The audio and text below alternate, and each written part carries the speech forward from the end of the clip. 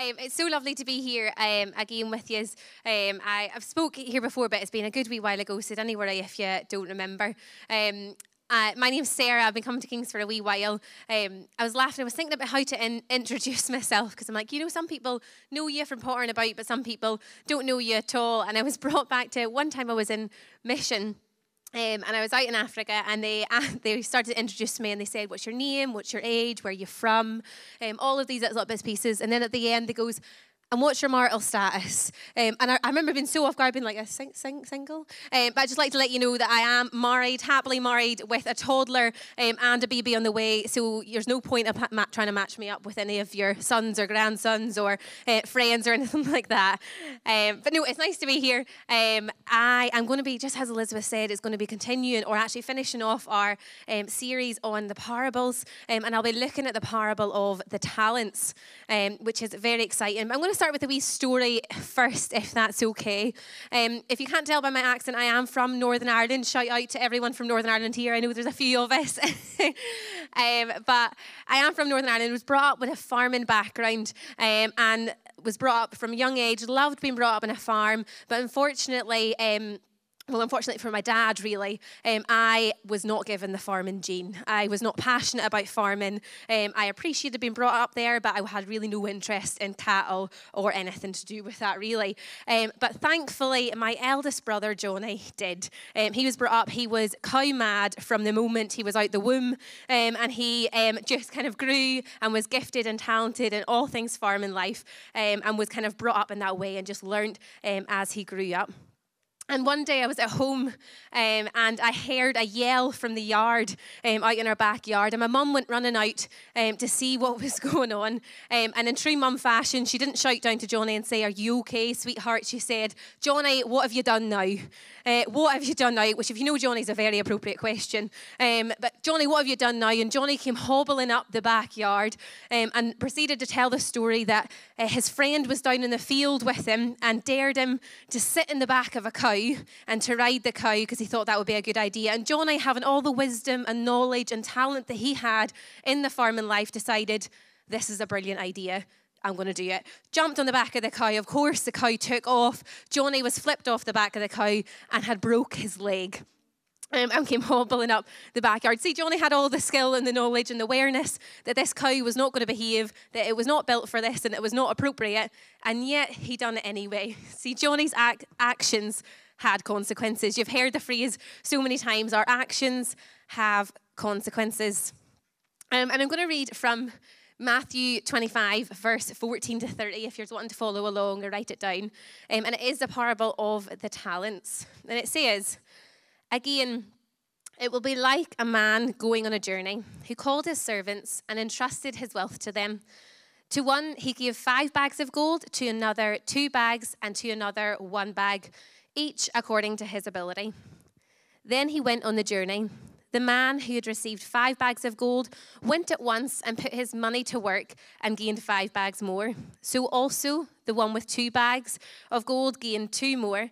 But the man who had received 1 bag went off, dug a hole in the ground, and hid it from his master, and hid his master's money, Again, after a long time, the master of those servants returned and settled accounts with them. The man who had received 5 bags of gold brought the other 5 and said, 'Master, you entrusted me with 5 bags of gold. See, I have gained 5 more.' His master replied, 'Well done, good and faithful servant. You have been faithful with a few things. I will put you in charge of many things. Come and share in your master's happiness.' The man with 2 bags also came and said, 'Master, you entrusted me with 2 bags of gold. See, I have gained 2 more.' And again the master replied, 'Well done, good and faithful servant. You have been faithful with a few things. I will put you in charge of many things. Come and share in the master's happiness.' And then the man who had received 1 bag of gold, 'Master,' he said, 'I knew that you are a hard man, harvesting where you have not sown and gathering where you have not scattered seed. So I was afraid, and I went out and hid your gold in the ground. See, here is what belongs to you.' His master replied, 'You wicked, lazy servant. So you knew that I had harvest where I had not sown and gather where I had not scattered seed. Well then, you should have put the money on deposit with bankers, so that when I returned, I would have received it back with interest. So take the bag of gold from him and give it to the one who has 10 bags. For whoever has will be given more, and they will have an abundance. Whoever does not have, even what they will have, will be taken from them. And throw that worthless servant outside into the darkness, where there will be weeping and gnashing of teeth. What a parable. What a parable. For me, this parable really highlights, I suppose, kind of 3 steps or 3 ways that God asks to use us or asks for us to be used for his glory. And the first is seen in the first couple of verses where it's from 14 to 15. And it talks about this request, this ask from God, or in this case, the ask from the man in the story. It said, again, it will be like a man going on a journey who called his servants and entrusted his wealth to them. To the one he gave 5 bags, to another 2 bags, to another 1 bag, each according to his ability. Then he went on his journey. You see, just as this man, this master of this household, decided he was going to go on this journey, he decided that everything that he held value, all his worth, all his talents, all this gold that he had accumulated, he needed to entrust that when he was away. He needed to give that over to his servants when he was away. And in the same way for us today, and how it relates, as just as Jesus has returned to be at the right hand of the Father, he has entrusted these skills and these gifts and everything he holds dear into his servants' hands, into our hands, and entrusting it all to us. You see, it says that he entrusted his wealth. You know, to entrust means to be assigned responsibility for, or to have something under our care and protection. And wealth in this story talks about gold, but God's wealth for us talks about our ability to experience and enjoy God's blessing.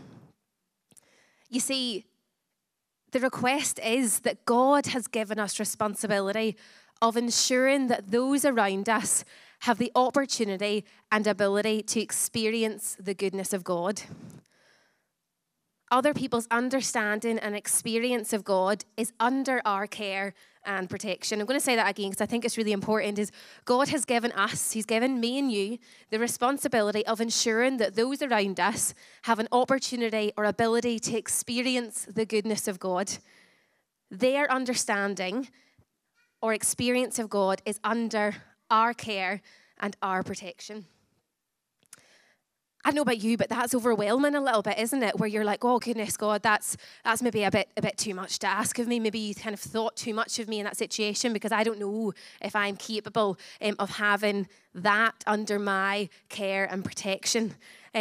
But you see, the story tells us that nobody is exempt from this request. That actually in the story, he didn't look at his 3 servants and think, right, you're pretty good, and I know you'll probably do something with this gold. But these other 2, actually, they're a bit dodgy at times, and it's very questionable whether they're going to do what I ask. So I'm going to give it to all the one person.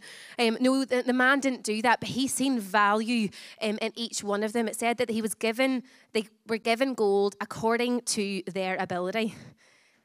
Every single one of them received something. Every single one of them received a talent that they were to use and to invest in.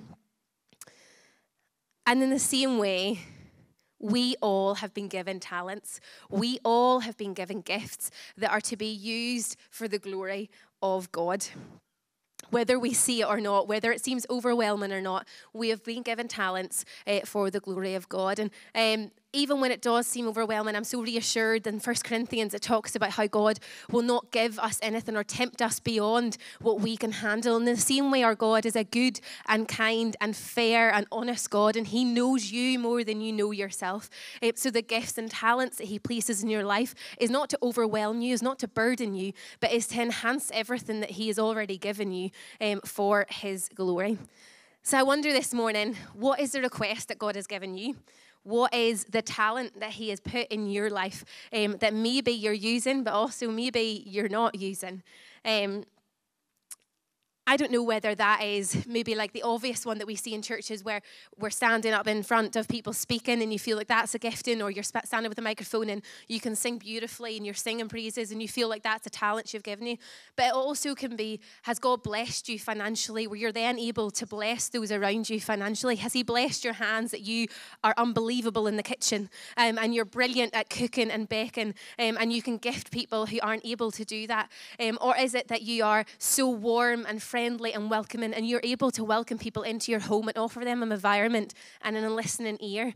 There are so many giftings out there, and we narrow it to such a small pile. But the reality is that we all have a gifting somewhere in our life, and we need to figure out what that is. You know, I'm quite passionate about this because I grew up not knowing what my gifting was, and as a young Christian, I really struggled with it, to be honest, because I'm not very academic. I really struggled in school. I had to work very hard just to feel like I was achieving anything. I'm not particularly athletic either. I maybe run if a bear was chasing after me, but that's about it. I'm a average cook, and Callum can confirm that as well. But there's no obvious strength or creative thing that I could pinpoint growing up that I was like, oh, I'm really good at that, and that'll be used for God. But I remember after a few years of really struggling with it, I made a decision. I was like, God, you know what? I don't know what I'm good at. I don't know what my talent is, but I know that I can talk. I know that I have a voice. I'm dyslexic. It sometimes doesn't even come out right. Sometimes it's a wee bit muddled and it doesn't make sense, but I still have a voice. So I made that decision that, you know what, God, no matter what opportunity you put me in, I'm going to use that voice. And, pardon me, and right now that looks like me standing with a microphone, but in reality this is not my normal. This is not what I do day to day, but actually my voice is used when I work in the hospital and I'm sitting with my colleagues. It's used when I'm at youth on a Friday night and I'm sitting around a table with young people. It's used in my friendship group. It's used in my family. I have a voice that matters. It doesn't need to be with a microphone, but I've realised that my voice itself is a gift, and I know that we all in here have that at least. There's maybe an abundance more, but we all have that at least. Sorry, this is not going well. So we all have a request. We all have a request. We all have a talent. So then we have a choice to make. We can recognise that we all have a talent, but we have the choice whether we're actually going to use it or whether we're going to ignore it. The parable explains 3 separate requests for these men. It has 3 different responsibilities and therefore 3 different opportunities for each one of them. You see, the first 2, it says that upon receiving the 3 bags and the 5 bags, their bags of gold, that they went at once and put his money to work. You see, they took responsibility for the gold that was given to them, but they entrusted the outcome of that to their master.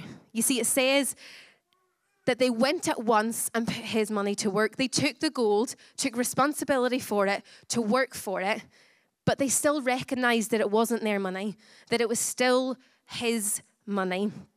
They didn't take the outcome and the pressure of it all on them, but they realized that the outcome of what they do with their talents is on the master and the quality of that. You see, they didn't delay. They didn't take the gold and think, well, I'll ponder it over for a wee while and see what I think about it. They didn't second guess the value of it, like, well, is it really real gold? Is it worth as much as what he's saying it's worth? They didn't question that. They didn't compare it to the person next to them and think, well, I've got more than him, so really he needs to work harder than me to do what I need to do. They didn't do any of that, but they received the gift from the master.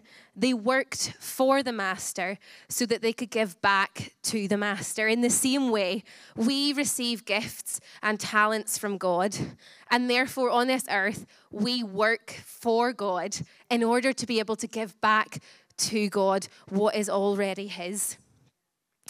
And you see, the third person in the story, he also took responsibility for the gold. He took the gold from the hands. He recognized that there was a gift there. He recognized that there was a talent there.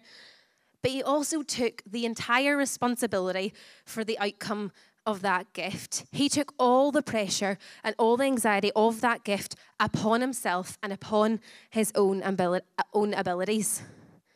You see, it does say in the scripture that when he came back, that he was called a lazy and wicked servant. And I absolutely believe that laziness maybe was a part of it, where he maybe just was a bit lazy and didn't want to bother with the gift. And it was maybe too much of an effort. But I don't think that this was the whole picture for him.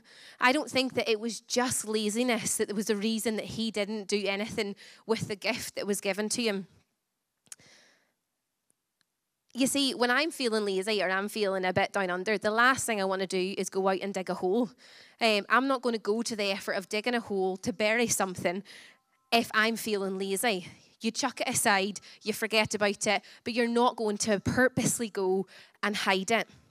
You see, I think he was maybe embarrassed. I think he was maybe recognizing the value of the gift. He recognized that the master had given him something important, given him something beautiful. But he also then looked at himself and thought, I'm flawed. I'm not capable of managing this. I don't know whether I would be able to do anything with this. This is maybe a bit embarrassing because I don't have maybe the same gifting as the ones around me, and I can't do what they're doing. So maybe it's just not worth doing. So what he done was he decided to hide it. He hid his gift from those around him. He hid his gift from himself for all that time. You see, the man showed signs that he not only misunderstood the request that was given to him, but he also misunderstood the master of the task. He misunderstood who the master was and why there was value in that gift. The first two men realized that the gifts that were given to them were not just because of their abilities, but because gold held weight because of who it belonged to. You see, we have to recognize that the gifts and talents that are in our lives, the things that God has given us, they might not seem significant, but they hold weight because God gave them to us. If God has given us a gift, it is anointed, it is blessed, it is powerful, and it holds potential in your life. It might not seem significant to you. It might not seem significant in comparison to the person across the room or the person next to you, but it's significant because of who He is. You see, our ability to take responsibility for God's request is often reliant in our ability to trust Him. Our ability to take responsibility for the gifts God has given us is often reliant on our ability to trust Him.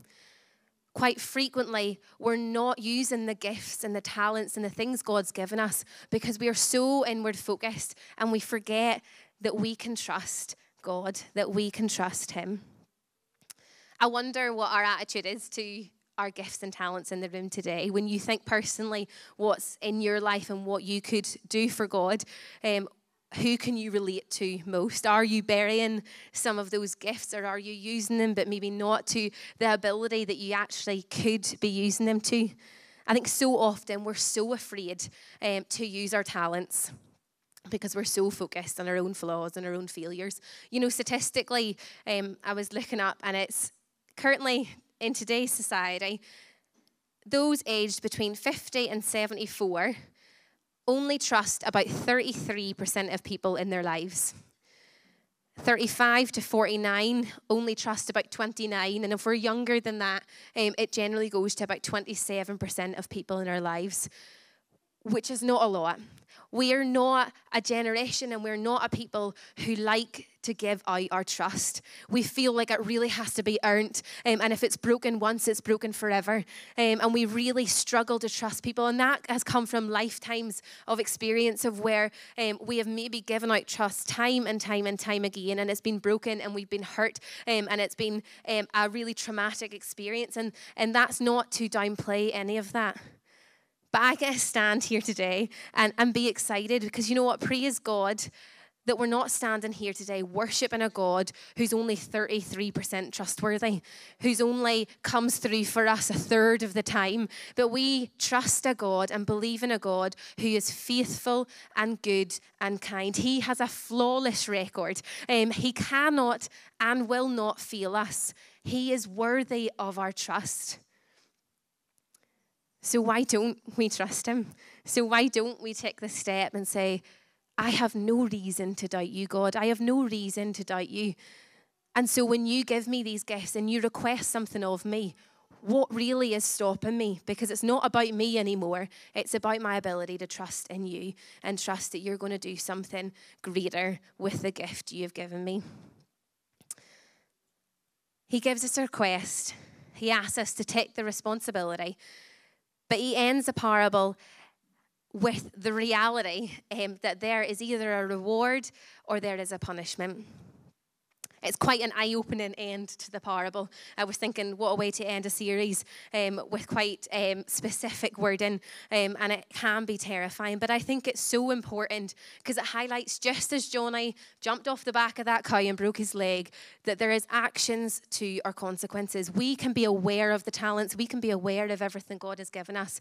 But if we don't action it, there is consequences to our actions. It does say in the Bible that you'll either face God with a well done, good and faithful servant. You've been faithful with a few things. I will put you in charge of many. Come and share in your master's happiness. Or you can be faced with you wicked and lazy servant. I know what I would rather be faced with this morning. I know that I would rather face God and say, you know what? I feel flawed, I feel weak, but Lord, I trust in you with everything that I have. You know what, I stand with a microphone terrified of speaking in front of people, but you know what, I believe that God can use my voice regardless of that. And I would rather choose to use my gift and feel a little bit awkward and feel a little bit embarrassed and feel like I'm maybe not quite got it right, but still choose to do it, believing that a God who has a flawless record can come through. You see, we have a choice this morning. We can be women with godly results that have a godly outcome, or we can be women with good intentions. I don't want to be someone with just a good intention this morning who says, oh yeah, I plan to do well and I plan to live for God and I plan to do all these things. I want godly results. I want to take that step of obedience, trust him, and use the talents and gifts he's given me within my life to glorify him, because there's a world out there that doesn't know him. We're so blessed this morning to know that we are known and loved by God, and we live in that joy. But the reality is there's so many people who don't know that yet. And the request is that we use these gifts and these talents to share that joy that we have already received with those who don't know it yet. And so that's my challenge this morning, is that we would be women of godly results and not just good intentions.